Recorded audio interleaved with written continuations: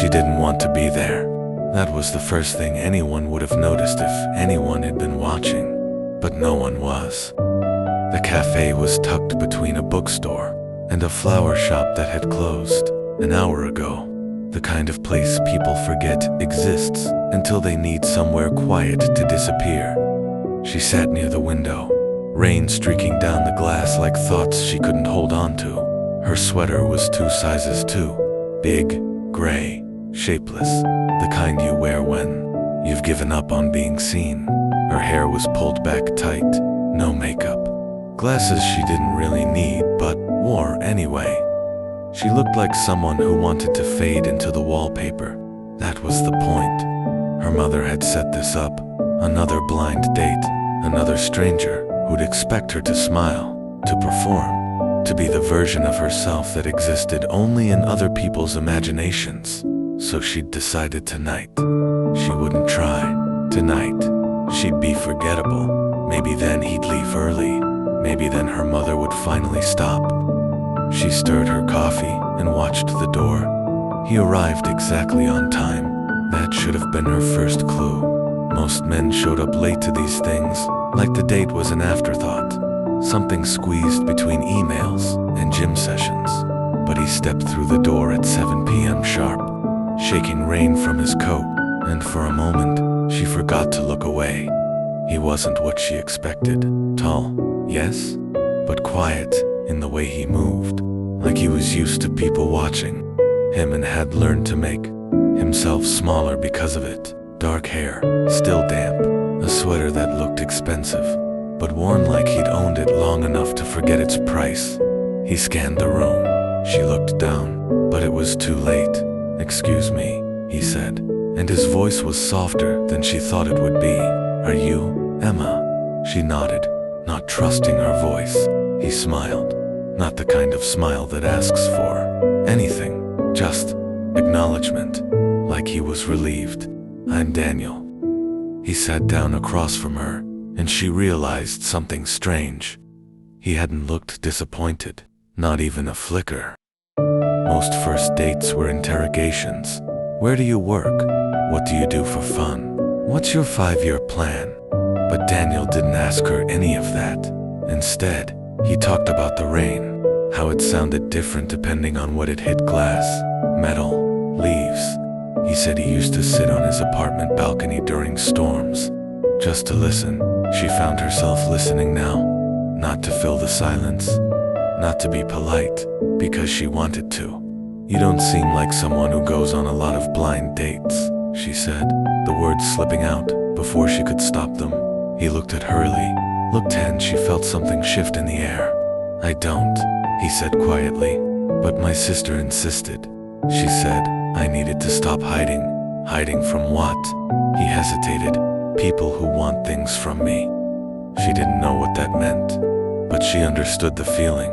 "I get that," she said, and for the first time all night, she meant something. An hour passed. Then 2, the cafe lights dimmed. The barista started wiping down tables.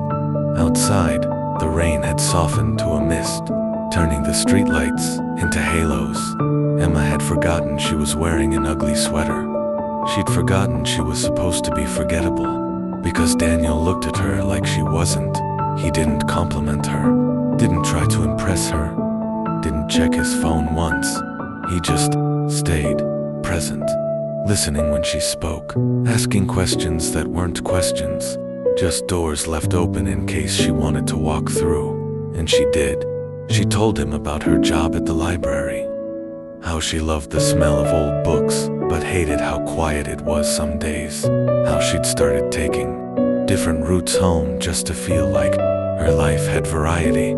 He nodded like he understood. "I do that too," he said. "Different coffee shops, different streets. Sometimes I think I'm looking for something, but I don't know what." "Maybe you're looking for a reason to stop looking," she said. He went still. Then he smiled small, almost sad. "Maybe." She didn't ask what he did for work, and he didn't offer. Later, she'd realize how strange that was, how most men couldn't wait to talk about themselves, their jobs, their achievements, the things that made them worth knowing. But Daniel never did. When the barista finally came over and said they were closing, Emma blinked like she was waking from a dream. "I didn't realize how late it was," she said. "Me neither." They stood. The air between them felt fragile, like something that could break if either of them moved too fast. Outside, the mist clung to their skin. "Can I walk you home?" he asked. She should have said no, but she didn't want to. "Okay." They walked in silence, not the awkward kind, the kind that felt like a conversation without words. The streets were empty. Streetlights reflected in puddles.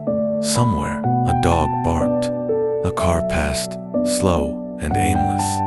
"I wasn't supposed to like you," she said suddenly. He glanced at her, surprised. "Why not?" She shrugged. "I don't know. I guess I thought if I looked like this," she gestured vaguely at herself, "you'd leave early. And I could tell my mom I tried." He stopped walking. She stopped too, heart suddenly loud in her chest. Emma. The way he said her name made her forget how to breathe. "You think the way you look right now would make me want to leave?" She couldn't answer. He stepped closer. Not too close. Just enough. "I don't care about the sweater," he said quietly. "I don't care about the glasses. I care that you told me about the library and the different routes home. And the fact that you're standing here, being real with me when you didn't have to be." Her throat tightened. "You don't even know me." "Not yet," he said. "But I'd like to." They reached her building too soon. She stood at the door, keys in hand, unsure what to say. "Can I see you again?" The question hung in the air like mist. She wanted to say yes, but something stopped her, a fear she couldn't name. A feeling that this was too good, that people like him didn't choose people like her unless there was something she didn't know yet. "I don't know," she said honestly. He nodded, didn't push. "If you change your mind," he said, pulling a card from his pocket, "call me." She took it.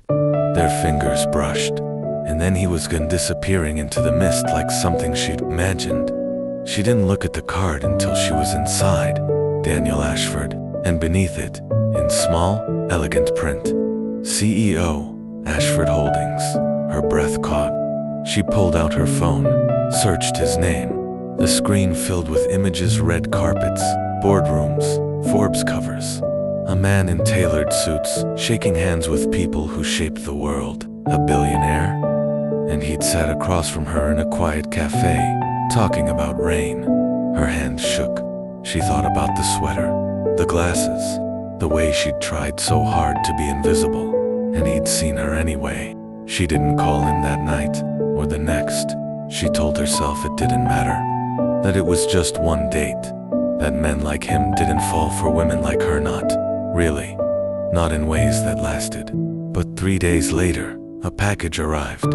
Inside was a book, leather-bound, the kind that smelled like the library where she worked, and a note, handwritten.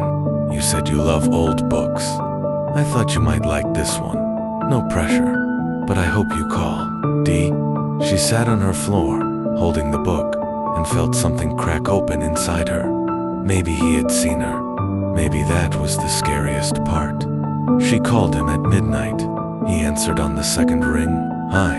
His voice was soft, awake, like he'd been waiting. "Hi," she whispered back. Silence stretched between them, but it wasn't empty. "I got the book," she said. "Did you like it?" "I haven't opened it yet." "Why not?" She closed her eyes. "Because if I do, this becomes real." Another pause. Then, quietly, "Would that be so bad?" She didn't answer, because she didn't know. All she knew was that she was still holding the phone, still listening, still here, and maybe, just maybe, that was enough. They met at a museum, his idea. "Somewhere we can talk without talking," he'd said on the phone. If that makes sense. It did. She wore jeans this time, a sweater that actually fit, her hair down. She told herself it wasn't for him, but she knew it was a lie.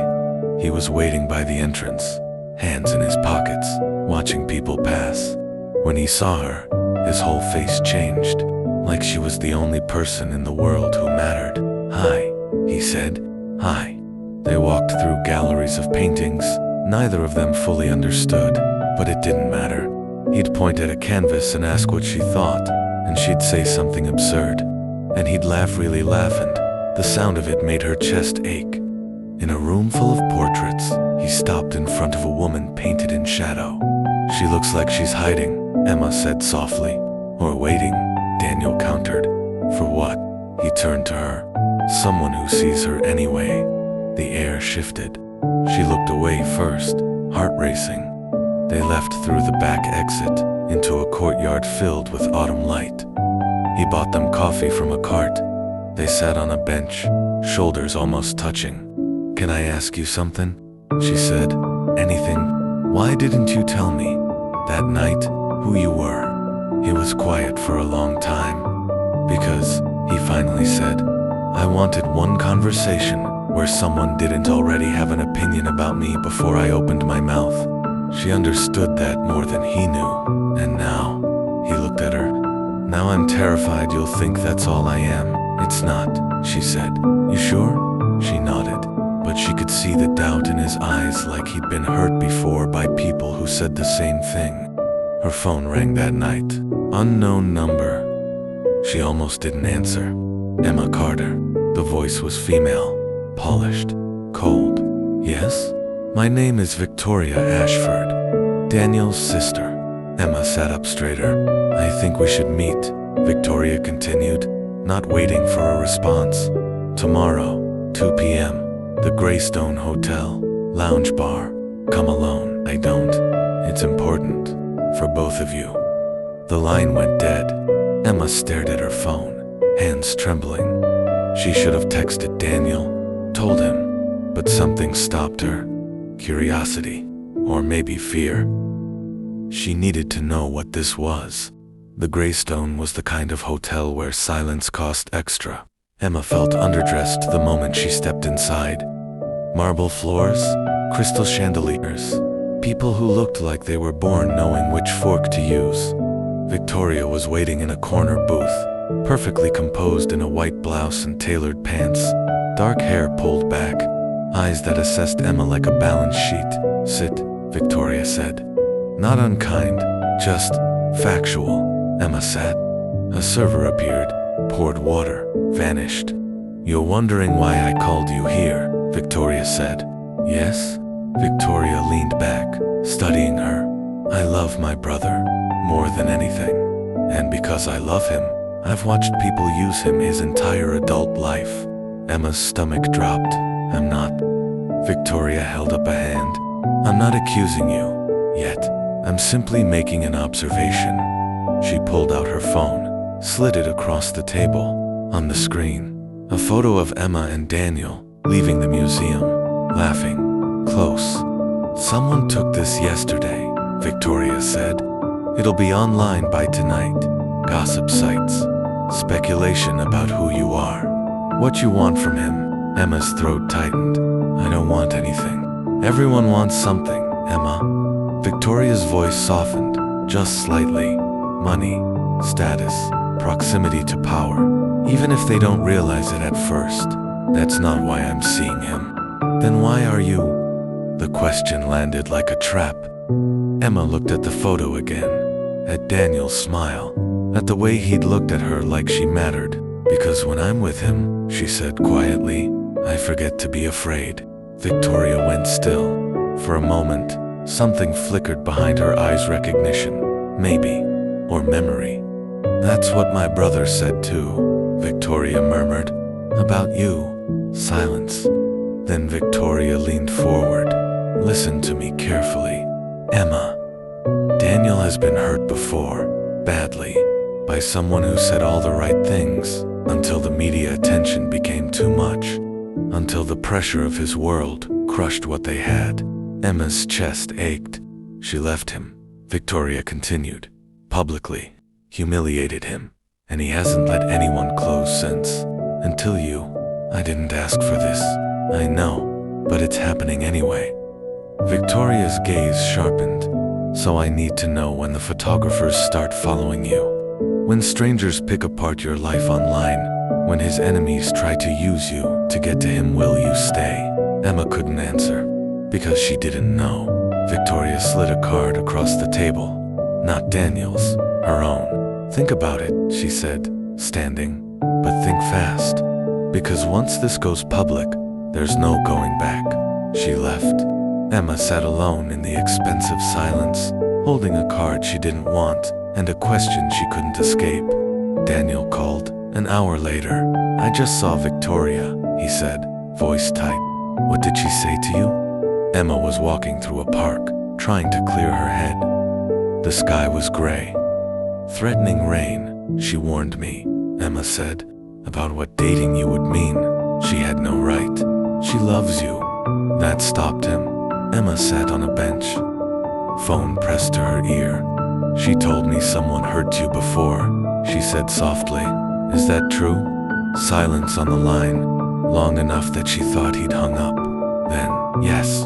What happened? He exhaled shakily. Her name was Lily. We met at a charity event. She was kind, real, or I thought she was. Emma waited. The media found out about us, he continued. Suddenly, we couldn't go anywhere without cameras. Her family got harassed. Strangers showed up at her work, and she couldn't handle it. I don't blame her. It was too much. Did you love her? I thought I did. But looking back, I don't think she ever really knew me. She knew the version of me that existed in quiet rooms, not the one who came with all of this. Rain started to fall. Emma, he said, voice raw. I need you to know if you walk away, I'll understand.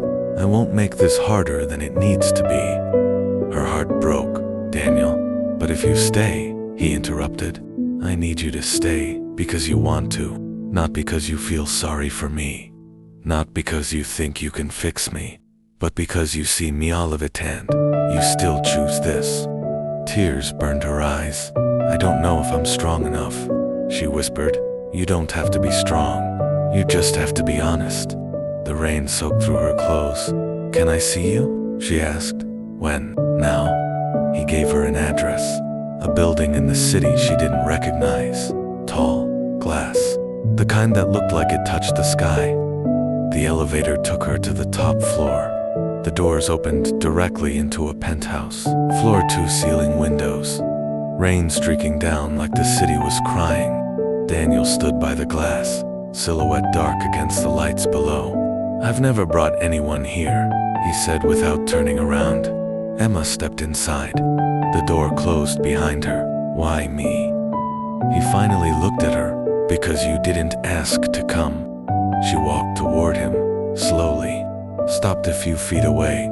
Your sister thinks I'll leave when things get hard. Will you? She looked out at the rain. The city sprawled below. The millions of lights, millions of lives, all separate and unreachable. I left my apartment tonight in the middle of a storm, she said, because you asked me to. I'm standing in a billionaire's penthouse, wearing soaked jeans and a sweater from Target. And I'm terrified not of your money, or your world, or the cameras. Then what? She turned to him, eyes bright. I'm terrified that I've spent my whole life trying to be invisible.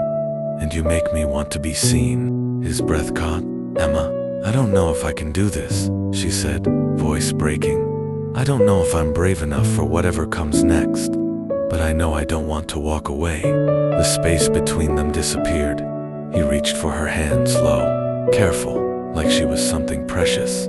Then don't, he whispered. Rain hammered the glass, and for the first time, she didn't. The article dropped 2 days later. Billionaire Daniel Ashford's mystery woman, who is Emma Carter, her photo grainy, taken from a distance plastered across gossip sites. Her workplace listed, her neighborhood, details of her life she'd never shared with anyone. Her phone exploded. Friends she hadn't spoken to in years. Journalists. Strangers. She stopped answering. At the library, people stared, whispered. A photographer waited outside when her shift ended. Daniel called every hour. She let it ring, not because she was angry, because Victoria had been right, and she was drowning. On the third day, she went to his building. Didn't call ahead, just showed up. The doorman recognized her from the photos, let her through without question. She took the elevator up. The doors opened. Daniel was there like he'd been waiting, eyes shadowed, hair disheveled.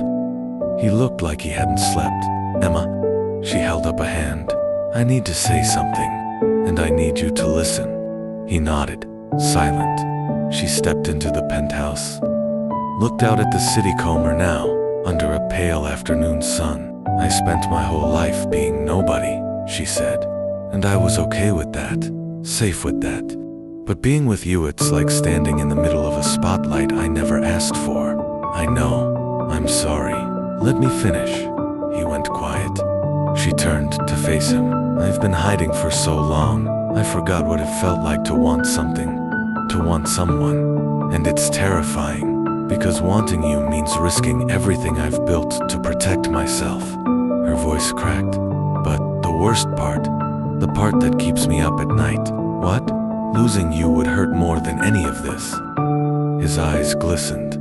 She crossed the room, stood in front of him. "So here's what I need from you, Daniel.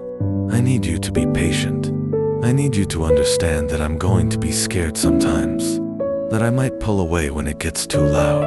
I can do that. And I need you to let me choose you," she whispered. "Every day, on my terms. Not because the world is watching, but because I want to."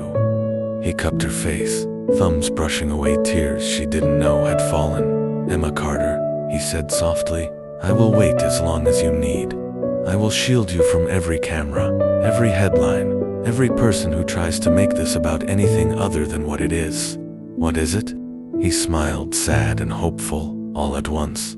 "To people who found each other when they weren't looking." She kissed him then, soft, slow, like a promise neither of them knew how to keep yet, but they'd try. The media didn't stop, but Emma learned to ignore it. Daniel hired security not for him, but for her. To walk her to work, to keep photographers at a distance, Victoria called. "I underestimated you," she said simply. "I'm sorry. You were protecting him, and now I'm protecting both of you."